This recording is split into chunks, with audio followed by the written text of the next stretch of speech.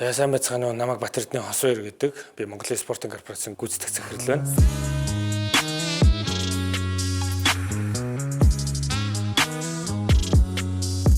За миний өглөө бол өглөө 6:30-д сэрээд тэгээд өглөөний цагаа уугаад 8 ч юм уу 7 хагас ч юм уу гараад ажил дээр алхаж ирэхээс эхэлдэг. Гэхдээ одоо манай компани эхний төсөл болох холбоотой нэгдсэн улсын аврал шалруулах тэмцээн 15 холбоо нийлсэн спортын фестивалийн хэмжээний том арга хэмжээний үе байгаа учраас би зарим өдрөө өглөө степ арена буюу мөсөөргөөр яваад зарим өдрөө офис дээр ирж гэн. Ер нь ихэнх өдөр би үдээс өмнөх хотын төвөрх ажиллаа офис дээрээс уулзалтуудаа амжуулчаад үдээс хойш нь степ арена дээр офислах байдалтай явж байгаа. Манай компани хамт олон ч гэсэн бүтэн тэнд ажиллаж байгаа. Энэ бол одоо жирийн цаг биш. Одоо манай спортын хэлдэг games time operations буюу одоо яг фестивалийн үеийн операшны өндөржүүлсэн байдалд ажиллаж байгаа. За манай компани 2021 оны 6 сард ер нь үйл ажиллагаагаа эхэлсэн. Тэрнээс хойш бид нэр судалгаа, төсөл хөгжүүлэлтийн чиглэлээр төлхөө ажиллаж мөн зарим нэг бүтээгдэхүүн эхэлсэн. Харин албан ёсоор 12 сард бүр олон нийтэд энэ компани байгуулагдсанаа зарласан байгаа. За тэгээ манай компани ямар компани вэ гэхээр спортын менежментийн компани. Спортын менежмент, спортын төсөл хөтөлбөр хөгжүүлэх, боловсруулах, гүйцэтгэх ийм чиглэлээр байгуулагдсан. Ер нь олон улс руу чиглэсэн, олон улс руу гарах зорилготой ийм компани байгаа. Дотроос олон салбаруудтай болсон. За нэг ийм чиглэлээр үйл ажиллагаа явуулж байгаа компани байна.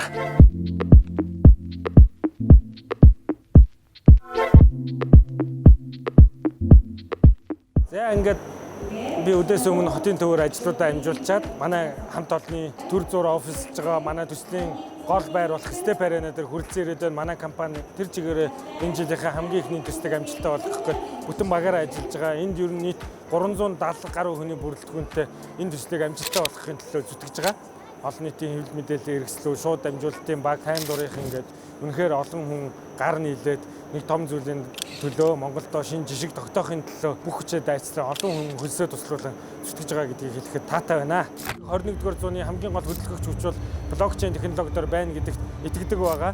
Тэгээ спортын салбарт блокчейн технологиг яаж ингэж болох вэ чиглэлээр манайх Spock Systems хэмээх бас охин компани байгуулад үйл ажиллагаагаа явуулж байгаа. Хамгийн шилдэг технологийн багтаа бас хамтран энэ дээр ажиллаж байгаа гэдгийг бол дуулгахад таатай байна. За манай төслүүд бол одоо жишээ нь NFT marketplace, Sportshot Asia гэдэг NFT marketplace-ийг үүсгэж байгаа.